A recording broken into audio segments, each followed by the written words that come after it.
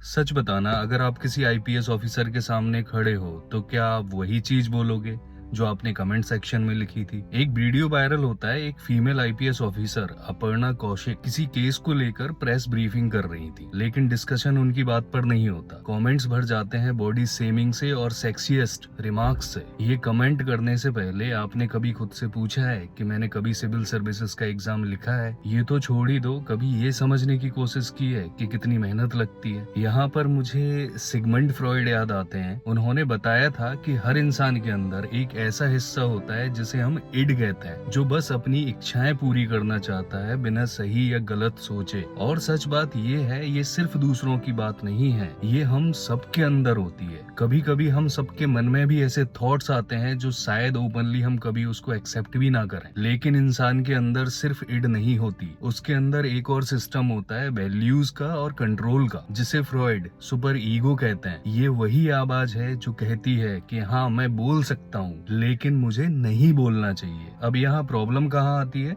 जब स्क्रीन बीच में आ जाती है और आइडेंटिटी हाइड हो जाती है, तो लोग सोचते हैं कि मुझे तो कोई देख ही नहीं रहा है, तो मैं तो कुछ भी बोल सकता हूँ। लेकिन एक और चीज होती है जो इस प्रॉब्लम को और बड़ा बना देती है। आपने नोटिस किया होगा कि अगर किसी के कमेंट सेक्शन में अगर एक भद्दा कमेंट आता है, दूसरा भी आता है, तीसरा आता है, और धीरे धीरे पूरा कमेंट सेक्शन वैसा ही हो जाता है और उन कमेंट्स पे हजारों में लाइक्स होते हैं। इसे कहते हैं सोशल प्रूफ। एक इंसान लाइन क्रॉस करता है तो दूसरा सोचता है कि इसको तो कुछ हुआ ही नहीं, तीसरा सोचता है अब मैं भी कर सकता हूँ। और रिजल्ट क्या होता है? इतना टॉक्सिक एनवायरनमेंट बन जाता है कि ऑफिशियल पेज के कमेंट्स ऑफ करने पड़ते हैं। और सबसे ज्यादा सोचने वाली बात, एक महिला ऑफिसर जो डेली 2 से 3 हजार लोगों का स्टाफ कंट्रोल करती है, लॉ एंड ऑर्डर मेंटेन करती है, उन्हें ऑनलाइन इतना डिग्रेड किया जाता है कि उसके लिए सेफ स्पेस ही बंद करना पड़ जा रहा है। अब यहाँ कई लोग ये भी कह रहे हैं वो एसपी हैं, फिटनेस का ध्यान तो रख सकती हैं। बिल्कुल, फिटनेस इंपॉर्टेंट है, लेकिन यहाँ सवाल ये है, क्या यहाँ पर फिटनेस की बात हो रही है